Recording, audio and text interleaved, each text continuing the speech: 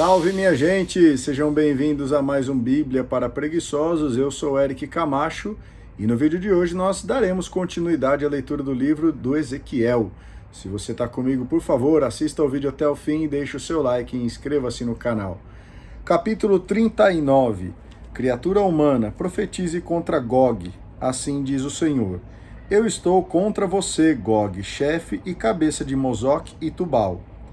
Vou fazê-lo voltar e vou conduzi-lo do extremo norte para os montes de Israel. Aí vou quebrar o arco da sua mão esquerda e fazer cair as flechas da sua direita. Você cairá sobre os montes de Israel, junto com seu exército e suas incontáveis tropas aliadas. Entregarei você como pasto a todas as aves de rapina e às feras selvagens. Você cairá em pleno campo de batalha, pois fui eu quem falou, oráculo do Senhor. Mandarei fogo contra Magog e contra os que, tranquilos, habitam nas ilhas, para que fiquem sabendo que eu sou o Senhor. Farei que o meu nome santo seja conhecido no meio do meu povo Israel, e não permitirei que o meu santo nome seja profanado. Então as outras nações ficarão sabendo que eu sou o Senhor, o Santo de Israel. Vejam bem que o dia está chegando, oráculo do Senhor. Está chegando o dia do qual falei. Os habitantes da cidade de Israel, das cidades de Israel, sairão e, para fazer fogo, queimarão armas, escudos grandes e pequenos, arcos, flechas e lanças. Terão com que acender fogo durante 7 anos. Não precisarão catar lenha fora da cidade, ou cortar no mato, pois acenderão fogo com as armas. Eles saquearão aqueles que os saquearem e despojarão aqueles que os despojarem, oráculo do Senhor. Nesse dia sepultarei Gog num lugar famoso de Israel, no vale dos transeuntes, ao lado do mar, o vale que barra os passantes. Aí serão sepultados Gog e todo o seu exército, e o vale se chamará Vale do Exército de Gog. Os israelitas sepultarão o exército de Gog durante 7 meses para purificar o país. Todos os cidadãos do país ajudarão a sepultar, e isso vai ser uma honra para cada um quando se manifestar a minha glória. Oráculo do Senhor.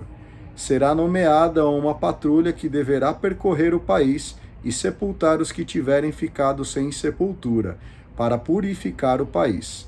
Eles deverão começar a procurar cadáveres sem sepultura, depois de passados os 7 meses. Quando um desses que devem percorrer o país enxergar uma ossada humana, deverá levantar junto dela uma estaca, para que os encarregados de sepultar venham sepultá-la no vale do exército de Gog, a fim de purificar o país. Criatura humana, assim diz o Senhor, diga a todas as espécies de aves e feras, reúnam-se e venham, ajuntem-se de todos os lados para o sacrifício que eu lhes preparei, um grande sacrifício sobre os montes de Israel. Vocês comerão carne e beberão sangue, comerão a carne dos valentes e beberão o sangue dos chefes da terra. São todos cordeiros, carneiros, cabritos e bois gordos de Bazã. Vocês comerão carnes gordas até ficarem satisfeitos, e beberão sangue até ficarem embriagados com o sacrifício que estou oferecendo para vocês. Na minha mesa vocês vão matar a fome, comendo a carne dos cavalos e cavaleiros, dos soldados e de todos os guerreiros, oráculo do Senhor.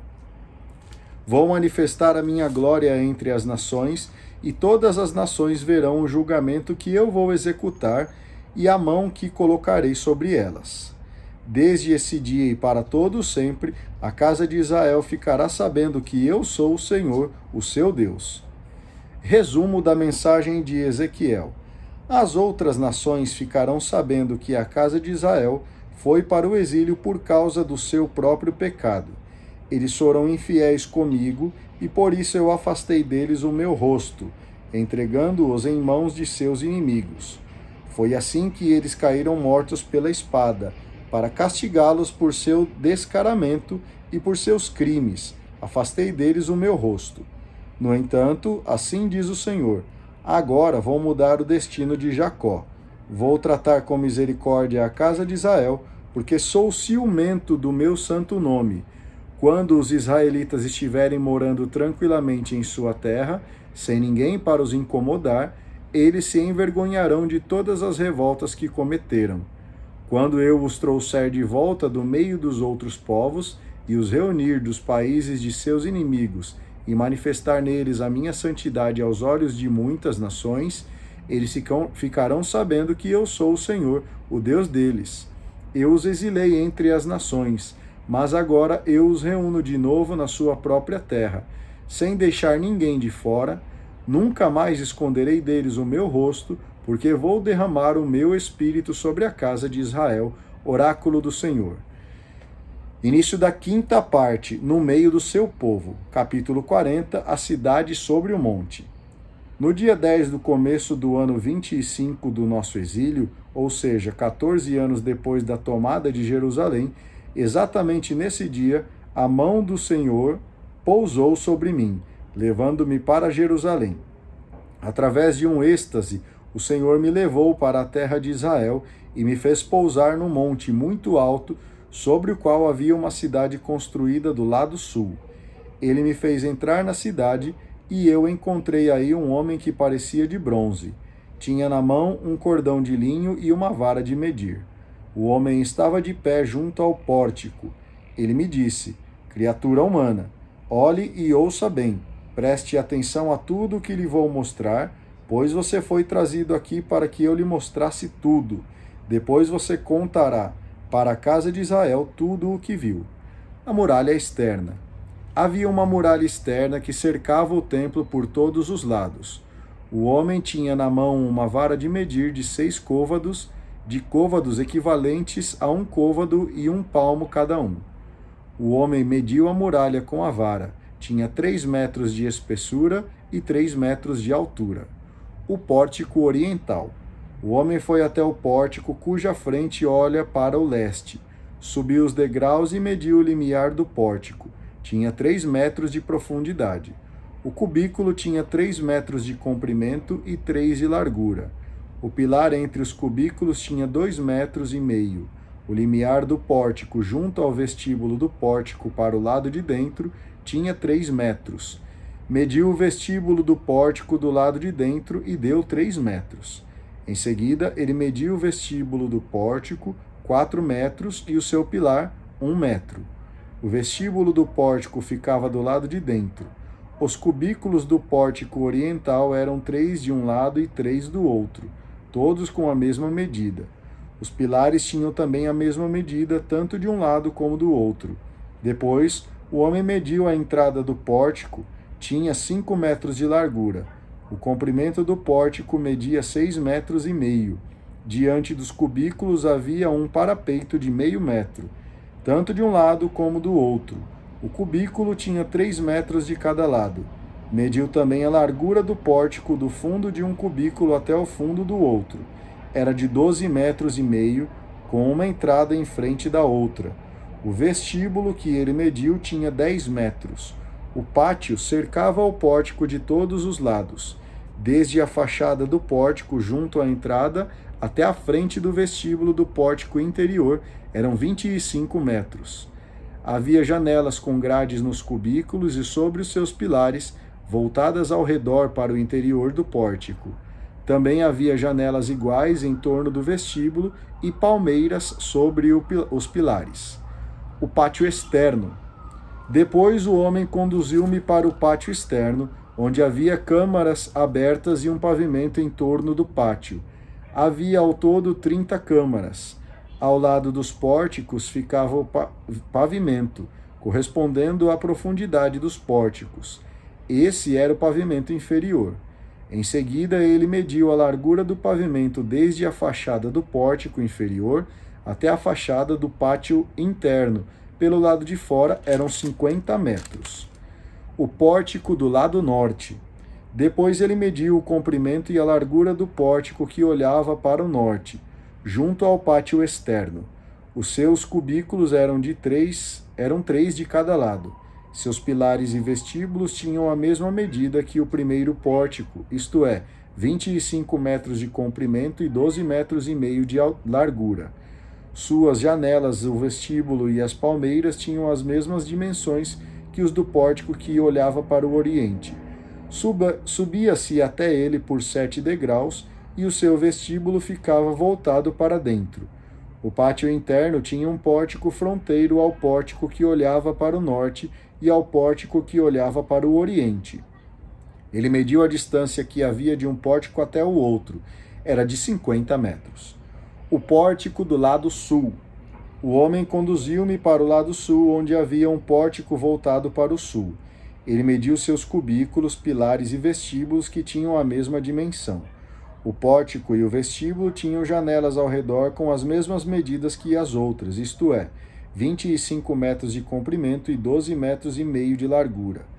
A sua escada tinha 7 degraus. O vestíbulo ficava para dentro, com uma palmeira de cada lado nos pilares. Havia um pórtico no pátio interno voltado para o sul. A distância de pórtico a pórtico, na direção sul, era de 50 metros. O pátio interno e o pórtico do lado sul. Então o homem conduziu-me para o pátio interno pelo pórtico do lado sul. Ele mediu o pórtico e tinha a mesma medida. Os cubículos, os pilares e o vestíbulo tinham também a mesma medida dos anteriores. Tanto o pórtico como os seus vestíbulos tinham janelas ao redor, com 25 metros de comprimento e 12 metros e meio de largura. Os seus vestíbulos em toda a volta mediam 12 metros e meio de comprimento e 2 metros e meio de largura. O pátio externo tinha um vestíbulo com palmeiras sobre os pilares e a sua escada possuía 8 degraus. O pórtico oriental. Então o homem conduziu-me até o pátio interno que dava para o oriente. Ele mediu o pórtico, que tinha a mesma medida dos outros. Os cubículos, os pilares e o vestíbulo também apresentavam a mesma medida. O pórtico e seu vestíbulo tinham janelas ao redor, medindo 25 metros de comprimento e 12 metros e meio de largura. O seu vestíbulo dava para o pátio externo e tinha palmeiras nos seus pilares, de um lado e do outro. Sua escada tinha 8 degraus. O pórtico do lado norte. Em seguida, o homem conduziu-me para o pórtico do lado norte e o mediu, obtendo as mesmas dimensões. Os cubículos, os pilares e o vestíbulo também tinham a mesma dimensão. O pórtico tinha janelas ao redor, medindo 25 metros de comprimento e 12 metros e meio de largura. O seu vestíbulo dava para o pátio externo e tinha palmeiras nos seus pilares, de um lado e do outro. Sua escada tinha 8 degraus. Anexo dos pórticos. Havia uma câmara com a entrada do vestíbulo do pórtico. Aí era lavado o holocausto. No vestíbulo do pórtico se encontravam 2 mesas de um lado e 2 do outro, para a imolação do holocausto, do sacrifício pelo pecado e do sacrifício pela expiação. Do lado de fora de quem subia pela entrada do pórtico na direção do norte, estavam 2 mesas, e do outro lado do vestíbulo também havia 2 mesas. Havia assim 4 mesas de um lado e 4 do outro, junto ao pórtico, ou seja, ao todo 8 mesas em que se fazia a imolação. Além disso, havia 4 mesas para o holocausto, feitas de pedras de cantaria, cujo comprimento era de 75 centímetros, a largura de 75 centímetros e a altura de meio metro. Sobre essas mesas eram depositados os instrumentos com que eram imolados o holocausto e o sacrifício. Pelo lado de dentro, ao redor, havia rebordos de 1 palmo de comprimento. Sobre as mesas ficava a carne da oblação. Depois, o homem conduziu-me para o pátio interno, onde havia 2 câmaras.